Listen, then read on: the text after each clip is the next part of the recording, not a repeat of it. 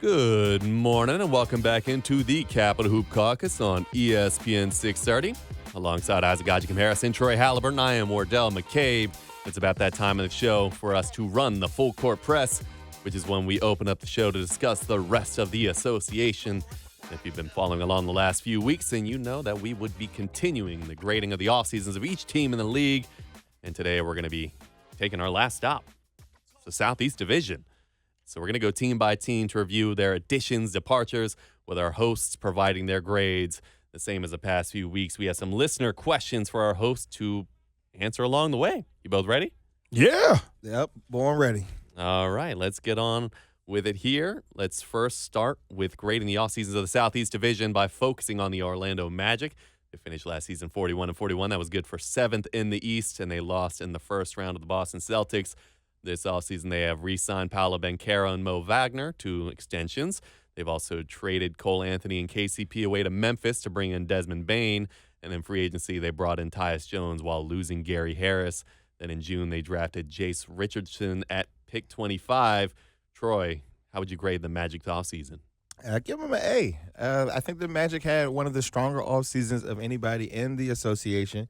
I personally love the Desmond Bane trade. I think that for a team, the Orlando Magic, I think they've finished below 20 in offensive efficiency for the last decade. So they've spent an entire decade with a bottom 10 offense in the NBA.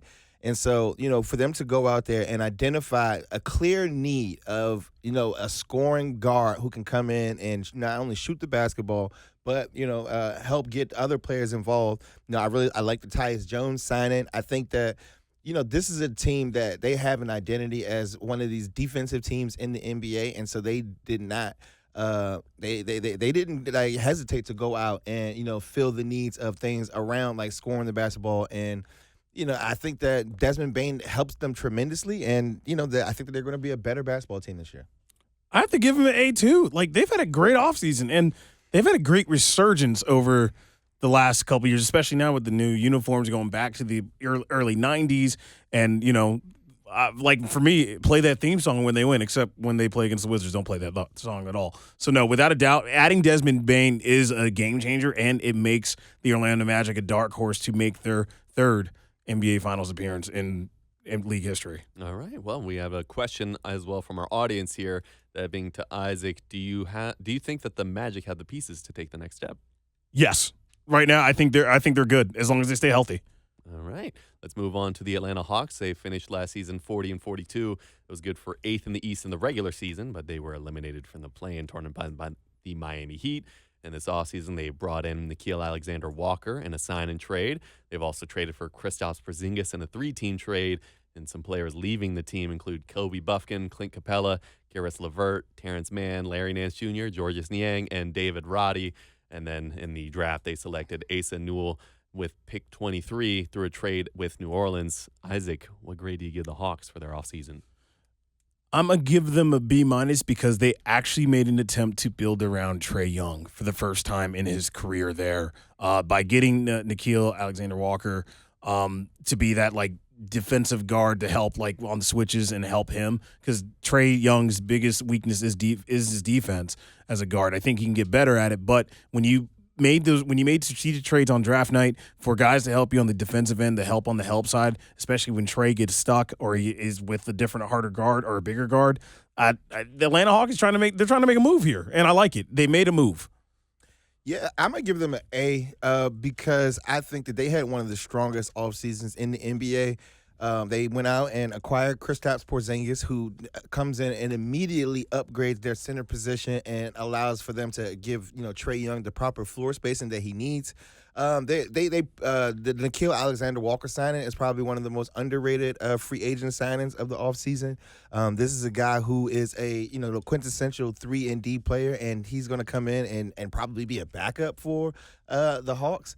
And they did all of this where they're going to be able to compete this year, and they picked up a unprotected first-round draft pick, so they pretty much outsourced their tanking for the season. So I think that what they did was nothing short of remarkable. I think that's an A for me. All right. We actually have a listener question responding to that very same transaction.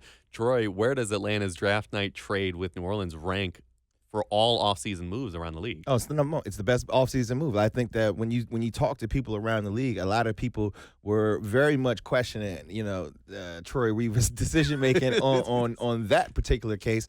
And so, like I said, like the fact that they could end up with the number one pick while also competing to make the playoffs is absolutely amazing. You gotta outsource your tanking. Yep, absolutely. Let's move a little bit further south and go to Miami to talk about the Miami Heat. They finished last season 37-45, which was 10th in the regular season, and they were swept by the Cavs in the first round of the NBA playoffs. They brought in Davion Mitchell back to Miami. They also traded away Duncan Robinson to Detroit for Simone Fontecchio, and they traded for Norman Powell while sending Kyle Anderson and Kevin Love to Utah. And then in the draft, they obviously selected the player who slid the most, Kasparas Jakunčionis at pick 20. Also of note, it was just announced that Tyler Hero is actually undergoing surgery on his left foot and will be out for the start of the upcoming season. Troy, give us a grade on the Heat's offseason.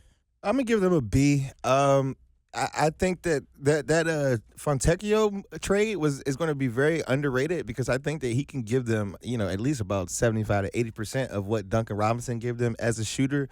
I think that Norman Powell trade was very underrated for them to bring in a player who, he had like an all-star caliber type of season last year, and so there's going to be plenty of opportunities for him to play in Miami. And, I like the Jakunčionis pick. I think that he's a very versatile player. And, really what I believe that the Miami Heat are going to be able to do is to try to get back to some of that Heat culture. I know they've already announced their retirement that on their jerseys and in court, but, they got to have the Heat culture in spirit by going out there. And I think that they're going to be able to surprise a lot of teams coming into this year. I'm giving them a B-. I think my biggest strength with them is that they re-signed Davion Mitchell, which is a young guard that really represents Heat culture. Losing Tyler Hero for probably 8 weeks is going to hurt them a little bit. It's going to have them to be a slow start. So I'm going to give them grace and patience on that, but we'll see. But also the big question I have here is what they're going to do with my man Scary Terry.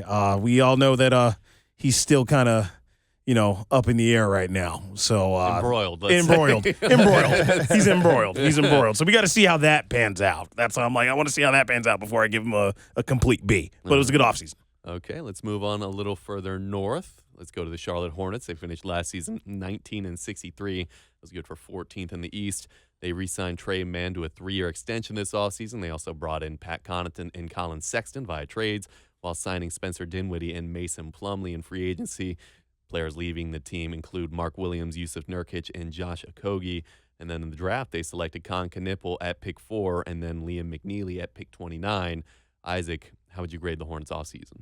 I think it was a good offseason. I'm gonna give them an A. They're gonna look fun. They're gonna be not great still, but they're gonna look fun, and I think they're gonna actually have a competitive motion. Con Knipple is actually watching him close and actually getting some insight about him from a summer league teammate of his, Josh Oduro, who's also from the DMV. They're going to be fun to watch, and they're going to be competitive. I mean, they won the summer league title this year. Obviously, that doesn't mean anything, but to Charlotte, who has not won a single team award in the league since their existence, that means everything, and I hope I get to see them hoist the banner for that in either in the practice facility or in the arena. Wow. Lots of process. Summer league banners is a bridge way too far for me. Hey, we need that, though. Look, I'm going to give them a B-. I think that they had an A draft, but I thought that everything else they did this offseason, I'd give a D. Like, the draft really saves them from getting a failing grade to me because we talked about the players that are leaving out. Like they got rid of Mark Williams. They got rid of Yusuf Nurkic. Like who's playing center for the Charlotte Hornets this year? Got a Plumlee. Yeah, got a Plumlee. Let's lower that grade then. Oh man, let's give them a C now.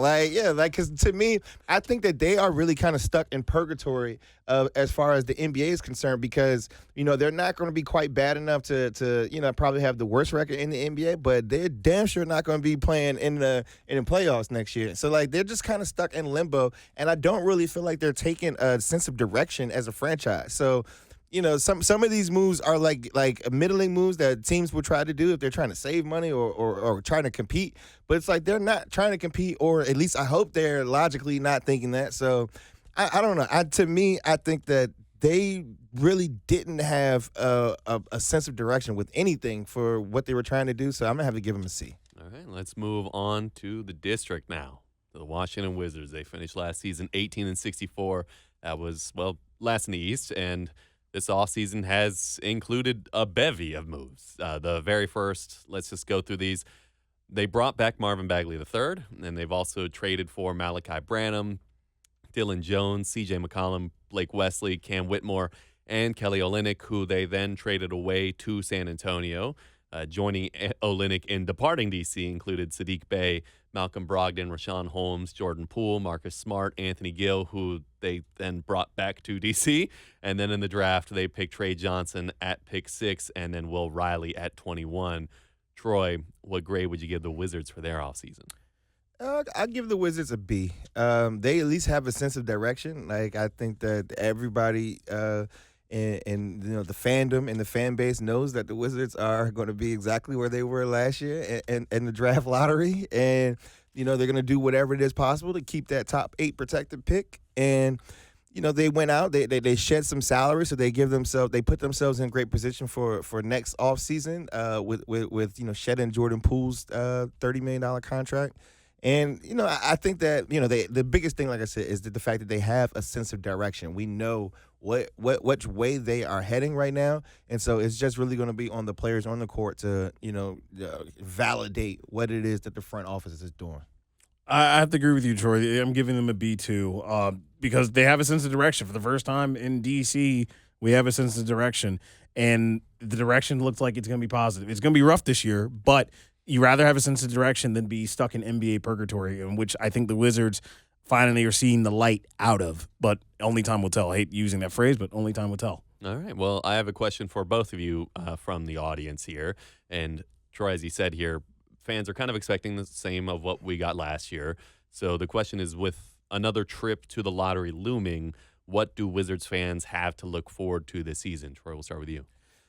Development from the young players. So that includes, a guy like Bilal Coulibaly, who, is still going into only his 3rd season in the NBA. And we got the draft picks from last year. And then you're going to have, the 2 first-round draft picks. We need to see, an actual step of growth from every young player on this roster. Same. It's going to be a little more exciting because I think we're going to find out if we got a score or not. I mean, you added Cam Whitmore in. This Wizards roster is going to be very interesting. It's going to be young, old, and kind of fun to watch. So I recommend, just watch. Keep watching. Yeah, I think, to hit on that is, Troy mentioned it earlier. They're trying to take as many swings as they can in terms of talent, and they got a lot of young, promising players who could have breakout potential, and they all have the opportunity to do so here. And so I think that is the thing I'm most excited to see, is who can step up, who can fill the voids that this team needs going forward. But those are our grades for now the entire NBA. So let us know if you agreed or disagreed with any of them, and you can text us to let it be known at 833-377-6630. That's 833-377-6630. And we only had one question for the Wizards that we went through today. We actually had a couple more that were sent through, which is why at the top of the show we were talking about the positional groups that we're going through. When we get to the bigs, because there frankly are not very many bigs on this roster, we're also going to open up the mailbag to any questions that anyone has on the Washington Wizards as a whole. So now would be the time. It's going to be 2 weeks from now that we're going to open up the mailbag. So please just let it be known, let your voices be heard, and we will answer them in the opening block of the show. So I said, again, that's the text-in line at 833-377-6630. You could also message us by opening up the podcast description of this very episode and scrolling down to the bottom, and there's going to be a little button there that says message the show. Just click on that, and you will instantly be able to message us directly, or you can also hit us up directly on X or Instagram, where? At Cap Hoop Caucus on X, and then Capital Hoop Caucus on Instagram. Absolutely. So we're going to take one final break here. On the other side, we have trivia time from the line. This is the Capital Hoop Caucus on ESPN 630 and the ESPN 630 app.